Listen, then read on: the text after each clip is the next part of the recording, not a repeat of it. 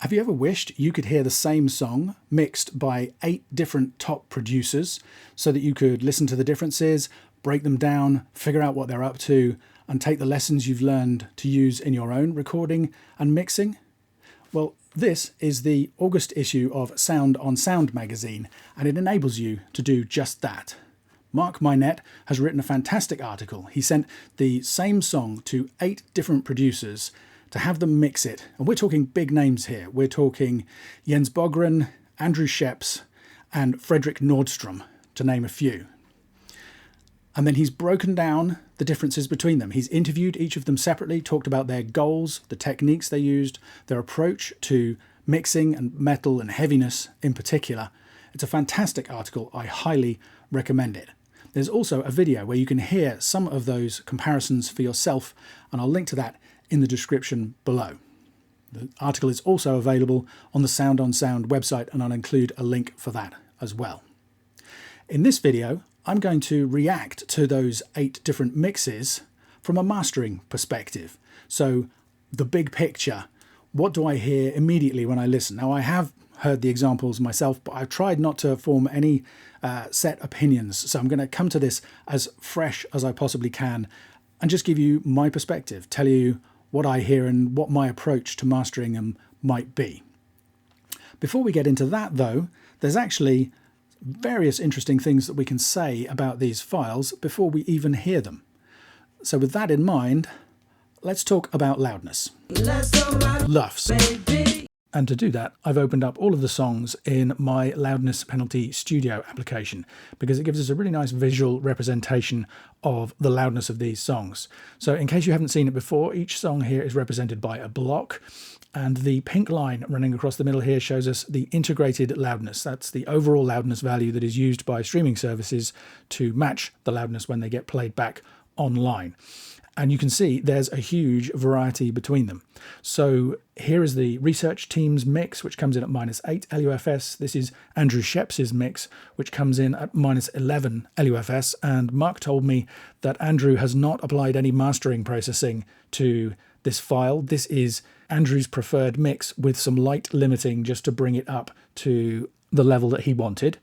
Then we have here Fredrik Nordstrom's file, which is at -8 LUFS. Jens Bogren's file was in fact mastered by one of the other Fascination Street engineers. So this file is considerably louder than the raw mix, but the version they supplied is at -8. And I'm going to talk more in a minute about why the loudnesses of these are so different and what conclusions we can draw from that, what's interesting about it, which is why I'm showing it to you. Mike Exeter's mix is at -12.6, so that's definitely an unmastered mix at a lower level than the majority of the others. Josh Middleton's mix is at -6.9 LUFS, overall loudness.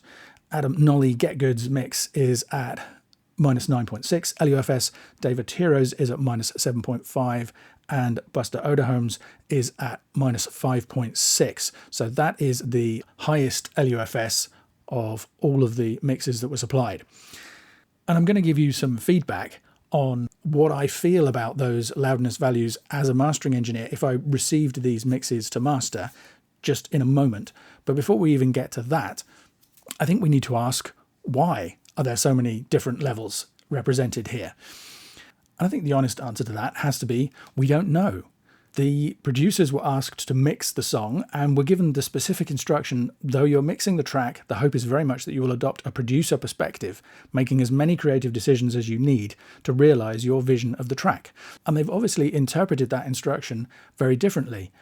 They were asked to supply a mix, not a master, but Jens has actually submitted a fully mastered file, and the majority of these, the kind of levels that they're at, suggest that maybe other people did exactly the same thing. I think we can certainly say that all of them have had some master bus processing, with the exception of Mike's and Andrew Scheps' mix, which has light limiting.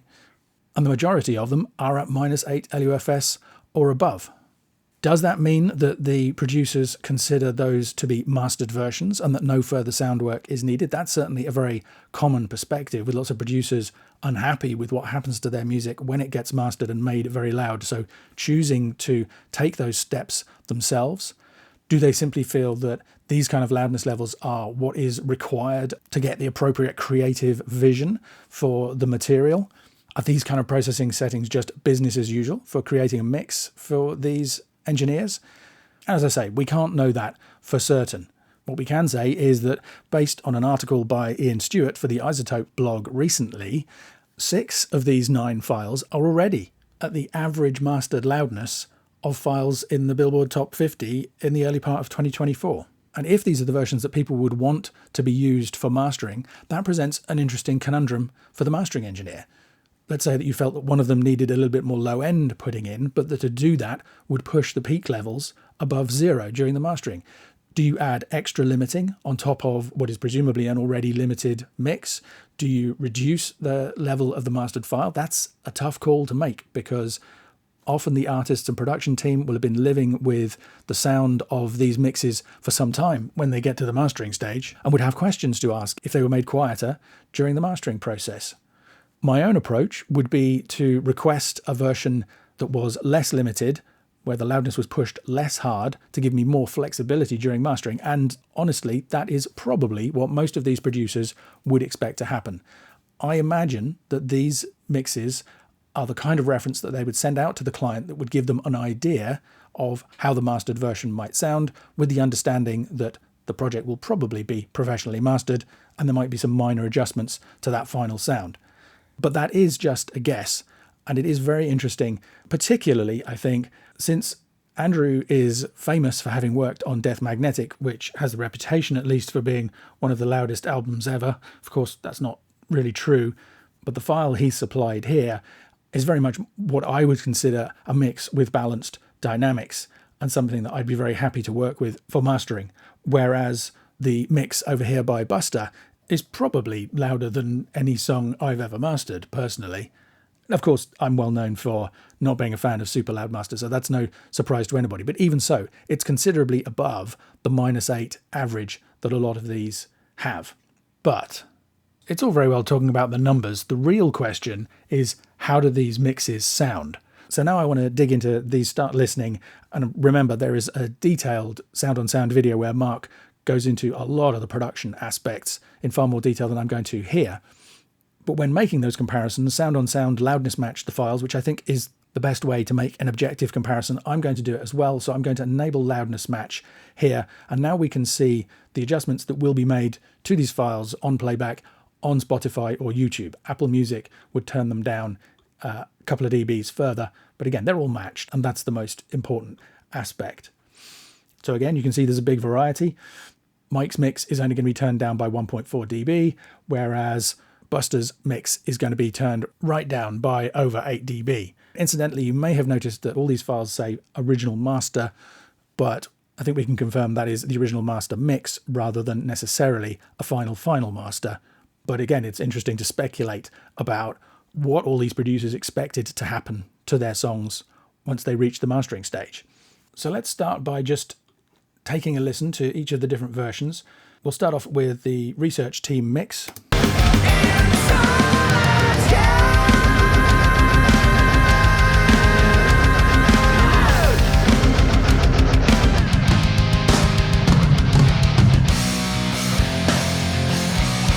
That's Andrew Sheps, a very different sound, obviously.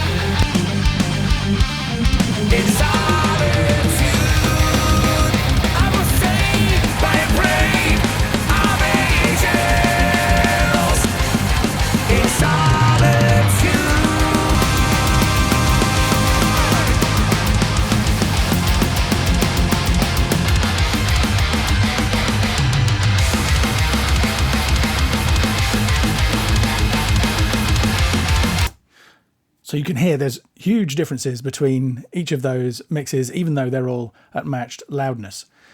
And just on that topic of loudness, I think it's interesting that even though some of the songs are much more restricted in dynamic range, they were delivered at a much higher LUFS and have a much lower peak to loudness ratio. This is the peak level at the top of the blocks here. And obviously this is the integrated loudness. So you're looking at the difference between the peak and the overall loudness. I don't think I could say with any degree of certainty that those differences predictably affect the final impression of loudness that we get from these files when you hear them normalized. People will tell you that things have to be mastered super loud in order to sound loud and aggressive, even with loudness normalization enabled. Other people say that more dynamic songs always sound better, and my perspective is that balanced dynamics tend to work the best. But it's the tonal differences in between these songs, the differences in EQ balance that really leap out to me from a mastering perspective when I first hear them. Obviously, there are differences in the arrangement, which are interesting. You know, the producers have taken different choices about how loud to mix the synths, how loud to mix the guitars, what kind of drum sound to go for, where the vocals sit, all that kind of thing.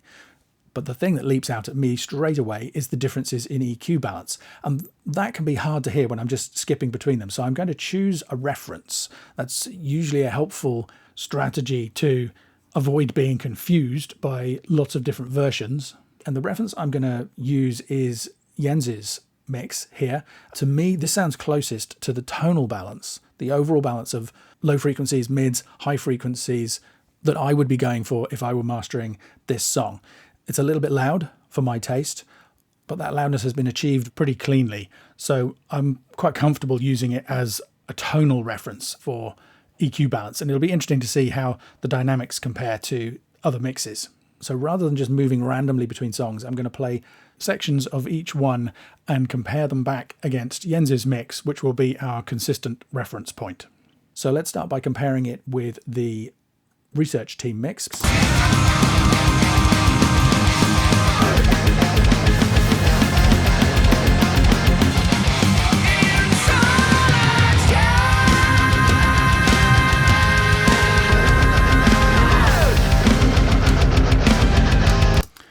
And the thing that leaps out at me is low mids. There is much more density in the 200 to 400 hertz region, particularly noticeable in the guitar sound. Let me just play that to you again.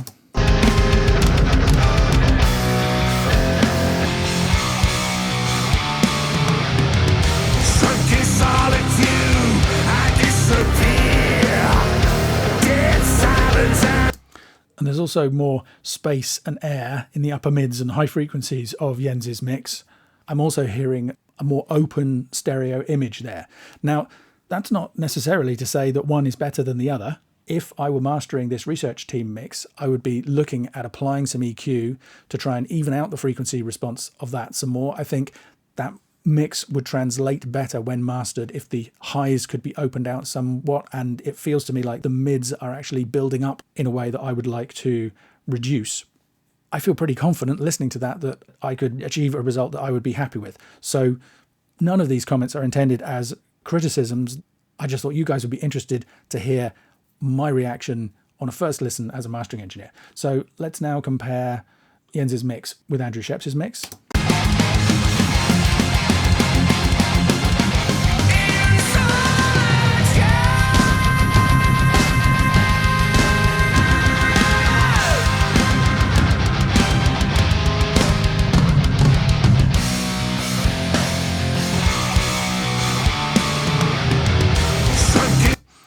Almost the opposite difference. There's a big resonance in a kind of 100 hertz region in Andrew's mix. I quite like it. It gives weight and depth to the bass and the toms especially. But personally, I would like more presence in the mids on Andrew's mix. And I think that difference will be even more pronounced if we compare it with the research team mix.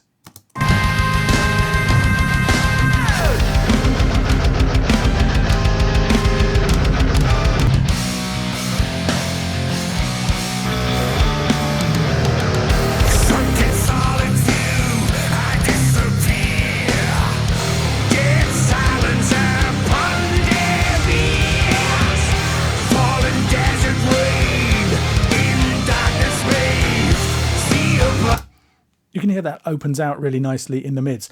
I do, listening to that comparison, maybe miss a little bit of the low-end weight of Andrew's mix. So maybe if this was my taste, I'd go even a little bit more low-end heavy than Jens Bogren's mix. That's tricky because it's harder to achieve very high loudness with high levels of low end.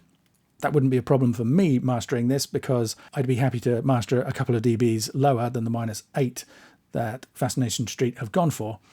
But other people might prefer the very tight, controlled low end of Jens's master. Let's compare it with Fredrik.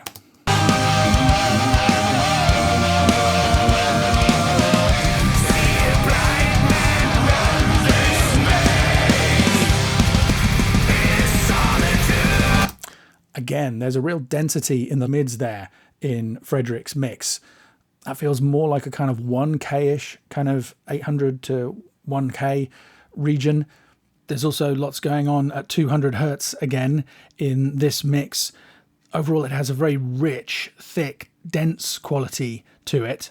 That's the kind of thing that's really quite tricky to judge when you approach this as a mastering engineer, because it was obviously a creative decision. I think maybe it's a little bit too much. I'd be tempted to even the frequency response out, go for something a little closer to Jens's mix. On the other hand, that might be exactly what Fredrik wanted. So if I was mastering this mix, then obviously that's a conversation that I would have with him. That's at the heart of mastering, really, is this balancing act between our opinion and the creative decisions of the clients. It gives some nice aggression, that low-end density in Fredrik's mix. Take another listen, see what you think.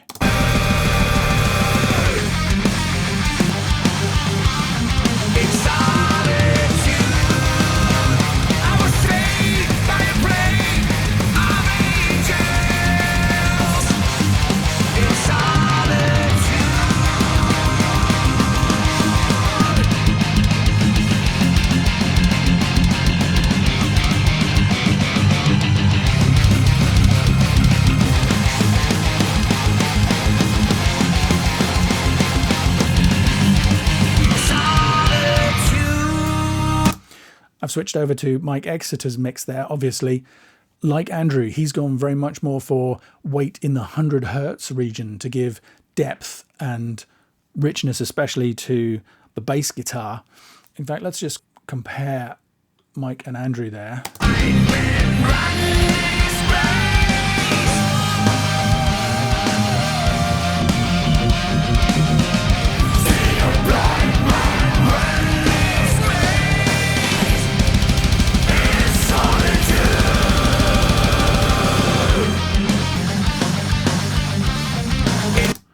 So slightly different frequencies they've gone for. Mike's mix is even darker, I would say, than Andrew's. Again, that's the kind of thing that I could absolutely work with, though, in the mastering. The other thing that I noticed listening there was how much the vocals leapt out in Mike's mix, how much dynamic variety there was there. Possibly a little bit too much. That's possibly the kind of thing that I would want to try and control if I were mastering this. Let's see, the loudness of this mix is -12.6.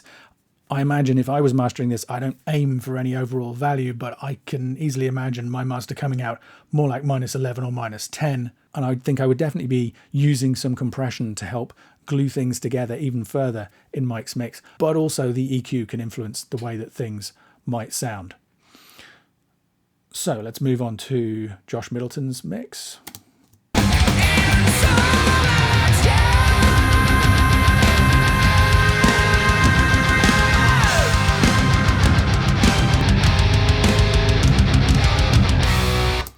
Wow, I've got to say, I really like the low-end weight that Josh has got there for that section.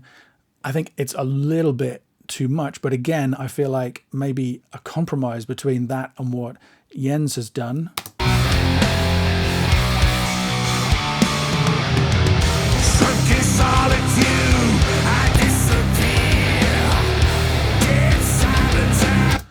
Yeah, I would definitely be working with some upper mid EQ with Josh's mix to get some more space and clarity, especially around the vocals and the upper mid range of that. So I love that low end weight, but I still think there's a few tweaks that could be beneficial.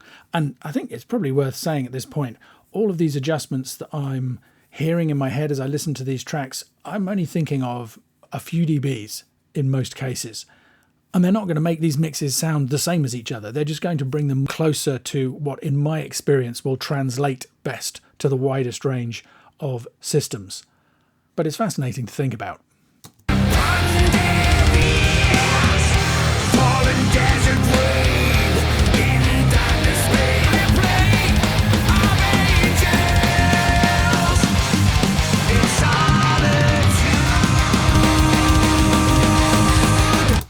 You can hear again there the difference in stereo image between Josh's mix and Jens's mix. And I think when the textures get really intense, I love that the depth and weight of Josh's mix in the kind of the slower tempo section. But when it gets to that much faster full-on section, I think maybe there things are feeling a little bit cluttered, and it would be nice to just open that out. Again, absolutely the kind of thing that you could move towards in the mastering if the client agreed, if you have similar tastes, and that's something that they're open to. But again, fascinating to notice the differences here. So let's listen to Nolly's mix.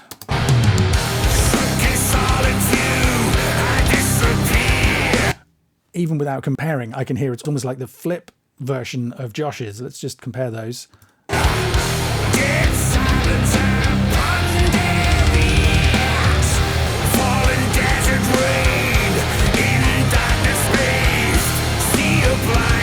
Lots of highs in that, but also lots of mids. I would like a little bit more weight in the low end. So let's compare that with Jens.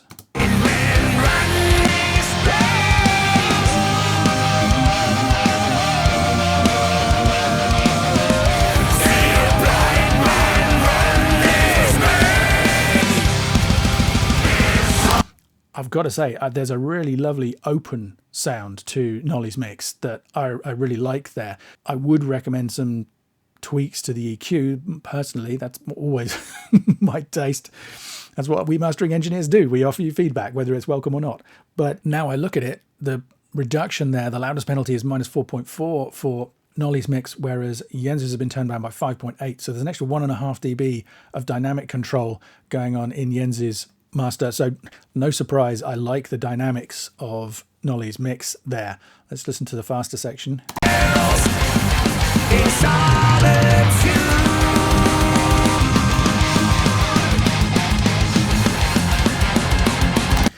And there's an interesting thing that happens when you're doing comparisons like this, which is that very often you end up preferring the last thing that you heard.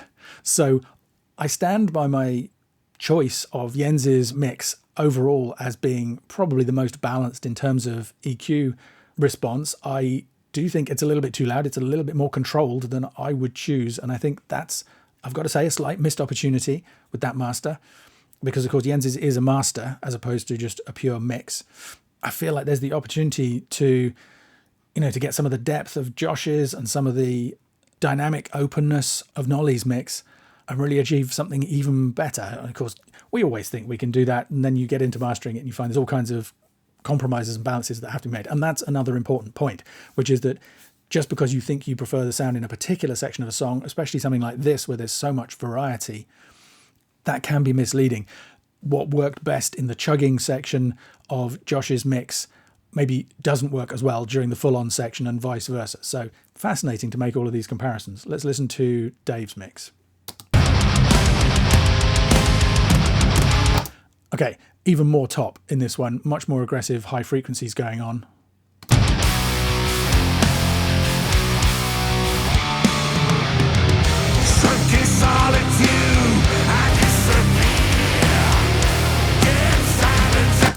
The synths are much higher in the mix there, which is also having a big influence on the overall tonality.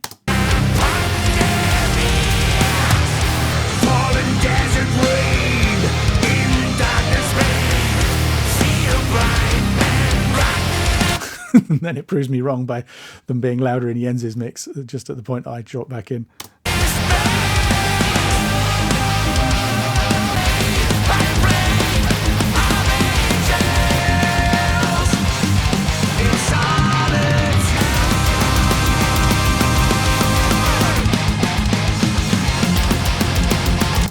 That's interesting. For me, the loudness of that has been pushed just a little bit too far, or maybe just not in quite such a successful way. The more I listen, the more I feel that Jens's that master is too controlled for my tastes. But you can see that Dave's is one of the loudest. This is at minus 7.5. So there's only Josh's and Buster's that go any louder. And during that aggressive section there in the middle of the song, I feel like I can hear things breaking up slightly. There's some kind of either compression or limiting. Something is kind of fighting against the music in a way that I would really like to back away from personally. Let me know what you think in the comments about all of these ideas. I'm really interested to know whether you guys agree with me or not. So yeah, let's take a listen to Buster's.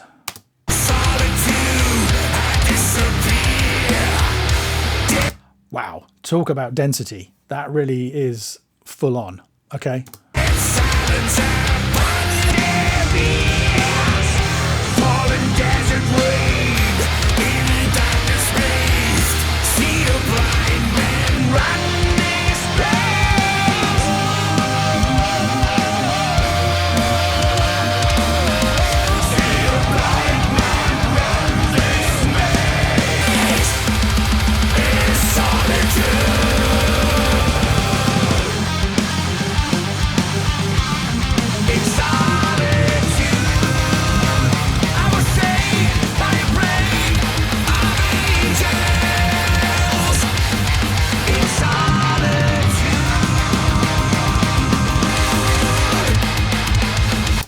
So that's interesting because, again, for me, the loudness of that has been pushed further than was beneficial. I mean, there's intensity and there's density there for days, but I just would like more room for it all to breathe and move. I wonder what that sounds like if we compare that to Nolly's mix.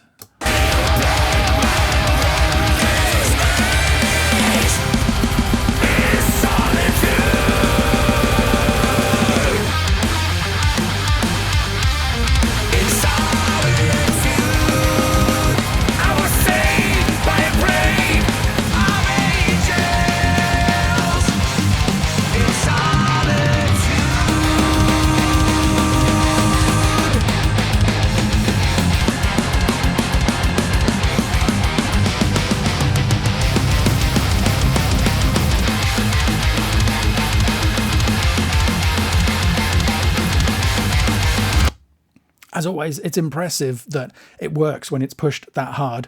That would be very tricky for me personally to master, though, because it's already been pushed so hard. There's no room to work with anything really in there. And as I say, maybe that's not the intention. I would not be at all surprised to discover that all of these producers fully anticipated that if their work was going to be mastered, then they would supply a version with less mixed bus processing or certainly a lower final loudness, but maybe not. In his interview in the Sound on Sound article, Buster made it clear that all of this processing is an integral part of the sound that he's going for. And I guess that raises an interesting issue, which is that everyone talks about mastering, everyone talks about loudness, but in this case, 6 out of the 9 mixes are already as loud as most masters are in 2024.